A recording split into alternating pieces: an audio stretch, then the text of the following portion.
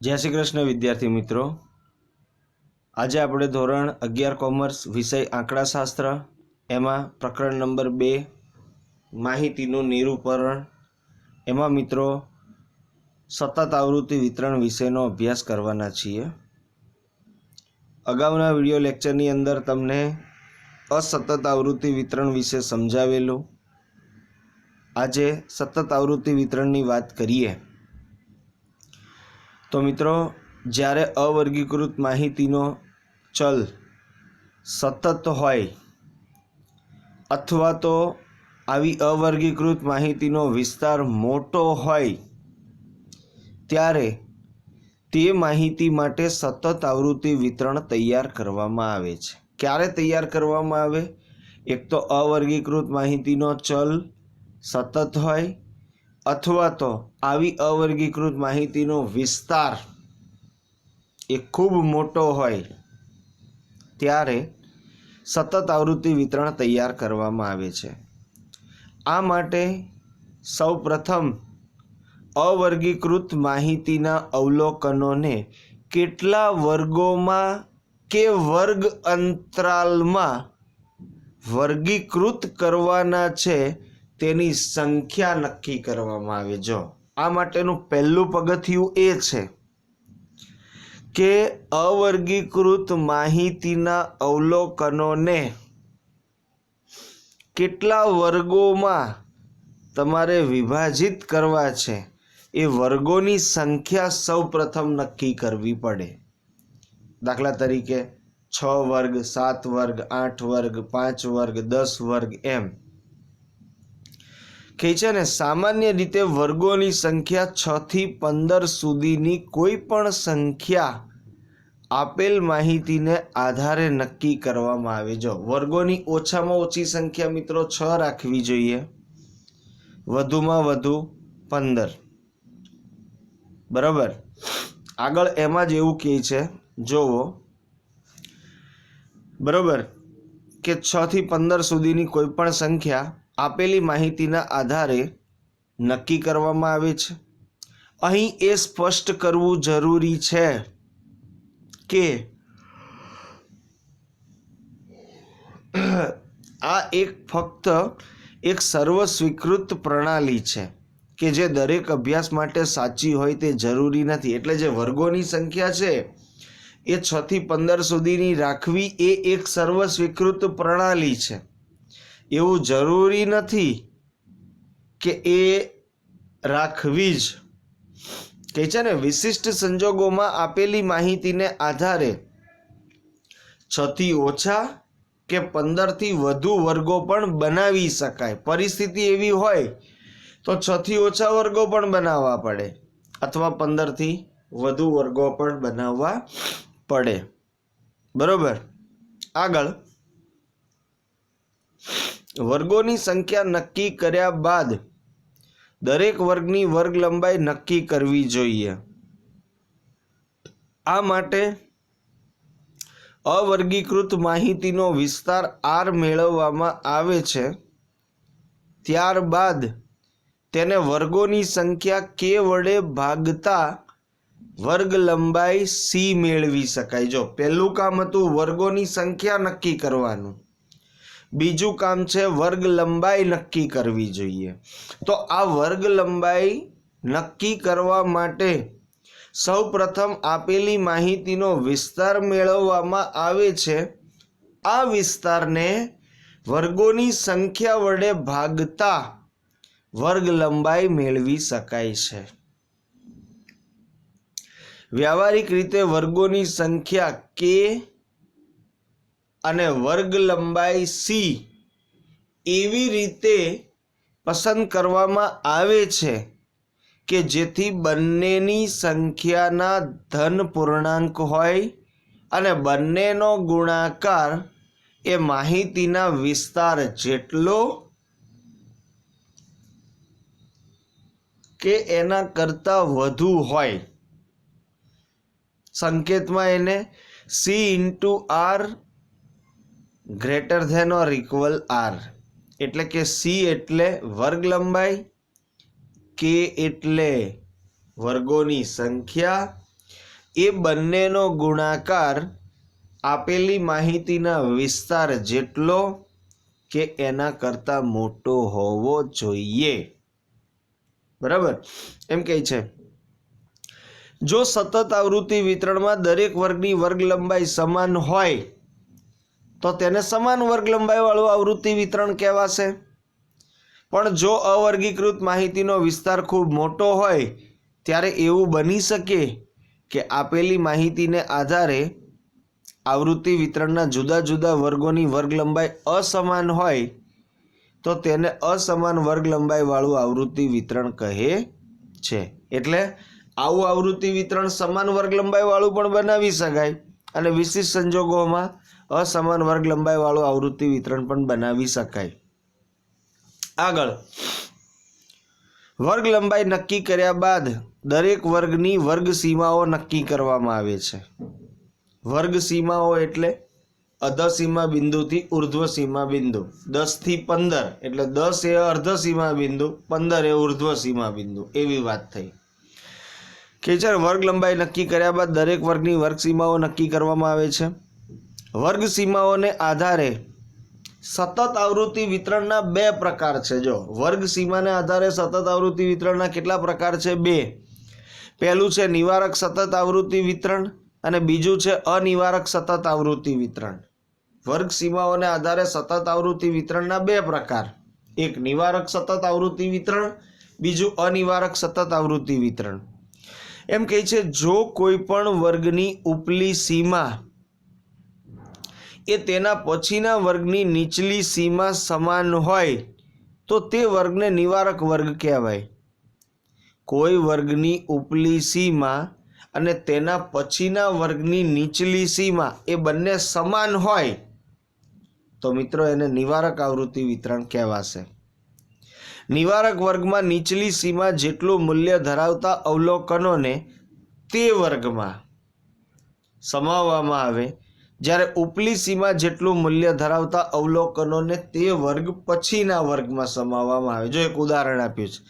દાખલા તરીકે કોઈ એક નિવારક વર્ગ 30 થી 35 છે, એમાં 30 એ નીચલી સીમા છે, 35 એ ઉપલી સીમા છે, અને કોઈ એક અવલોકનનું મૂલ્ય 30 મળે છે તો તેને તે જ વર્ગ એટલે 30 થી 35માં જ મૂકવામાં આવશે.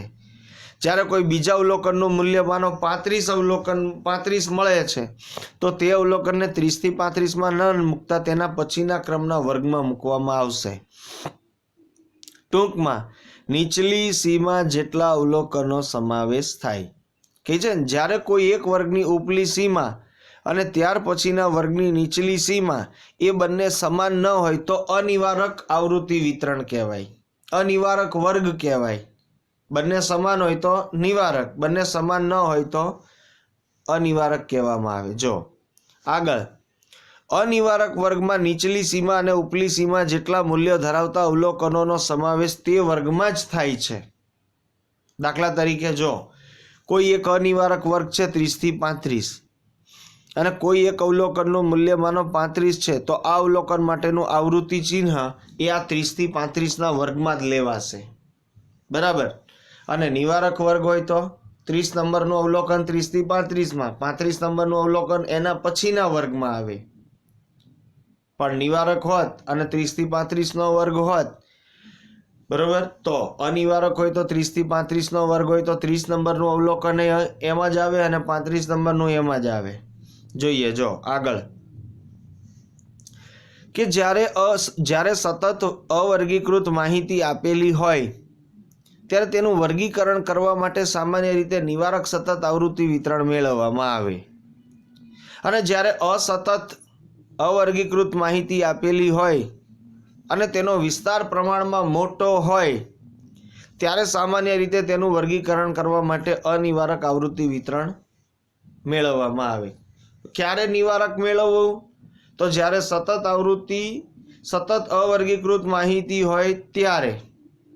ક્યારે સતત અનિવારક આવૃત્તિ વિતરણ મેળવવું? તો કે જ્યારે અસતત અવર્ગીકૃત માહિતી આપેલી હોય અને તેનો વિસ્તાર પ્રમાણમાં મોટો હોય ત્યારે તેનું વર્ગીકરણ કરવા માટે અનિવારક સતત આવૃત્તિ વિતરણ મેળવવામાં આવે છે.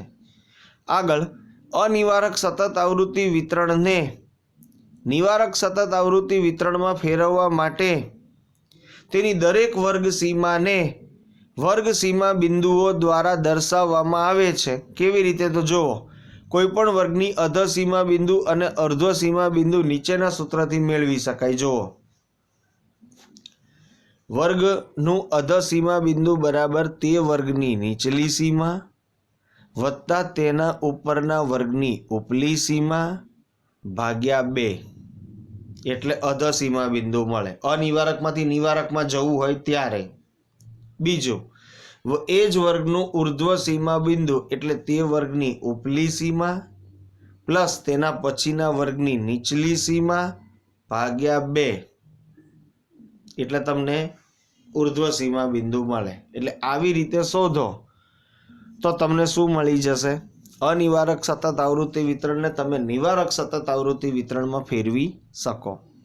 અથવા તો તમને એમ કહે છે ઉર્ધ્વ સીમા બિંદુ બરાબર અધ સીમા બિંદુ વત્તા વર્ગ લંબાઈ.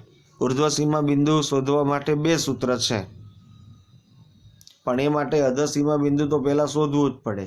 જો આગળ, આમ વર્ગનું અધ સીમા બિંદુ તે વર્ગની નીચલી સીમા તેમજ તેના ઉપરના વર્ગની ઉપલી સીમાની સરેરાશ તેમજ વર્ગનું ઉર્ધ્વ સીમા બિંદુ એટલે તે વર્ગની ઉપલી સીમા અને ત્યાર પછીના વર્ગની નીચલી સીમાની સરેરાશ દ્વારા મેળવી શકાય. ટૂંકમાં આ વાક્ય એવું કહેવા માંગે છે, ઉપર જે 2 સૂત્રો શીખવાડ્યા એ જ.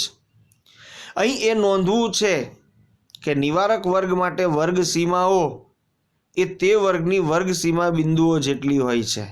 અહીં એ નોંધવું જરૂરી છે કે નિવારક વર્ગ માટે વર્ગની જે સીમાઓ છે એ વર્ગની વર્ગ સીમા બિંદુઓ જેટલી હોય છે. વર્ગના ઉર્ધ્વ સીમા બિંદુ તેમજ અધ સીમા બિંદુ વચ્ચેના તફાવતને મિત્રો વર્ગ લંબાઈ કહે છે. એટલે કે વર્ગ લંબાઈનું સૂત્ર બને છે ઉર્ધ્વ સીમા બિંદુ માઇનસ અધ સીમા બિંદુ. ઉર્ધ્વ સીમા બિંદુ એટલે ઉપલી સીમા માઇનસ અધ સીમા બિંદુ એટલે નીચલી સીમા. હવે જો કે વર્ગ સીમાઓની સરેરાશને તે વર્ગની મધ્ય કિંમત અથવા મધ્ય બિંદુ કહેવામાં આવે. તો વર્ગની મધ્ય કિંમત બરાબર ઉપલી સીમાની કિંમત પ્લસ નીચલી સીમાની કિંમત ભાગ્યા 2, એટલે કે ઉર્ધ્વ સીમા બિંદુ પ્લસ અધ સીમા બિંદુ ભાગ્યા 2.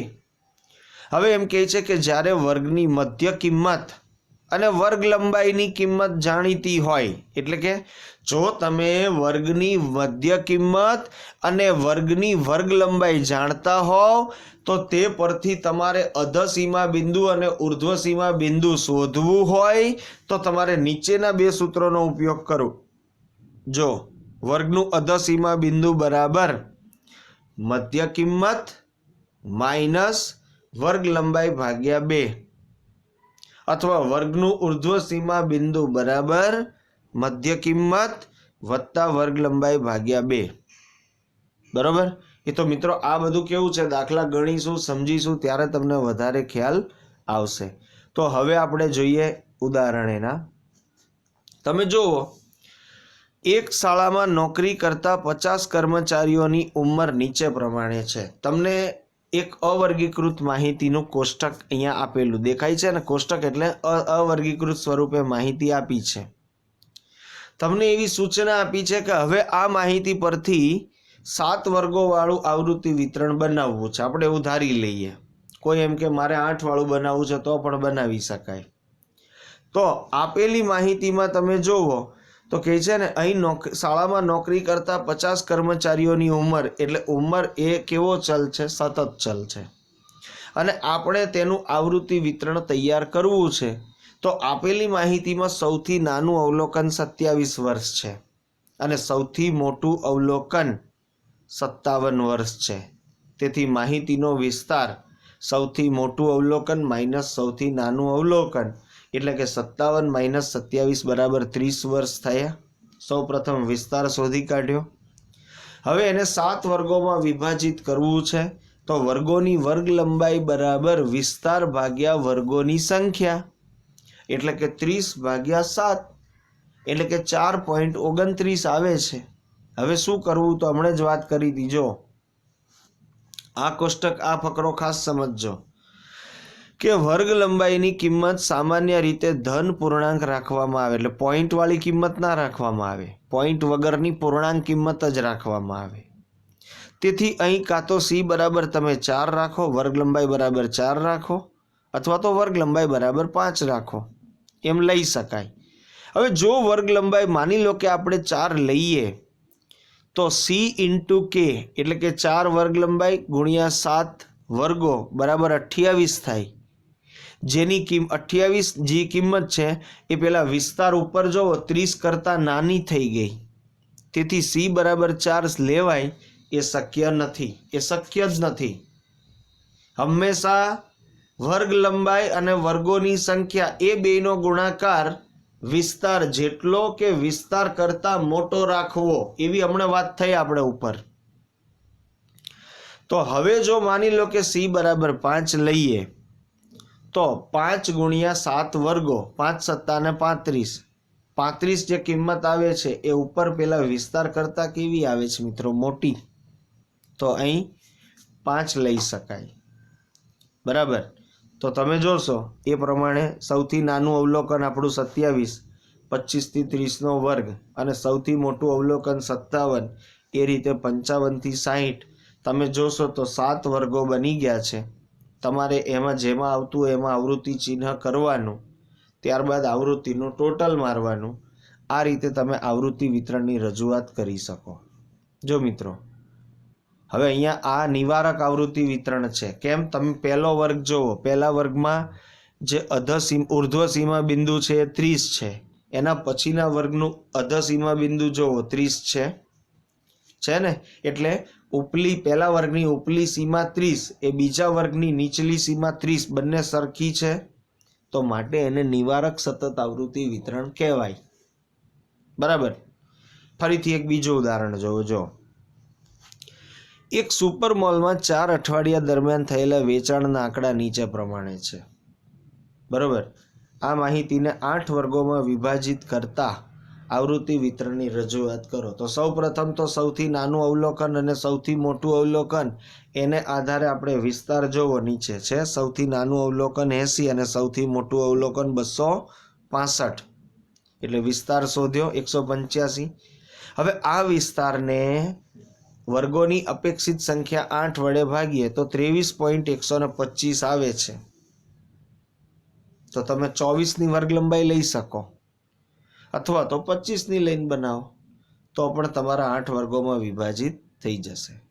અહીંયા દાખલાની માહિતીમાં જુઓ, 25 વર્ગ લંબાઈ લઈને 75 થી 100 એમ કરીને છેલ્લો વર્ગ 250 થી 275 એમ કરીને 8 વર્ગોમાં વિભાજિત કરી દીધું છે. બરાબર. હવે જો અહીંયા ખાસ આ મુદ્દો, એક બગીચામાં મોસમના 50 દિવસ દરમિયાન ગુલાબના જુદા જુદા છોડ પરથી ઉગેલા ગુલાબોની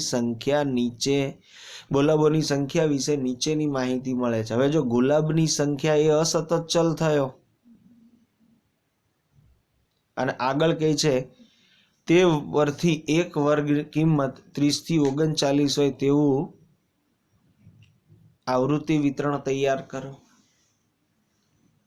નીચે જુઓ, આપેલ માહિતીમાં બગીચામાં ગુલાબના જુદા જુદા છોડ પર ઉગેલા ગુલાબોની સંખ્યા એ અસતત ચલ છે, અને માહિતીનો વિસ્તાર બને છે સૌથી મોટું અવલોકન 99 માઇનસ સૌથી નાનું અવલોકન 17, એટલે 82.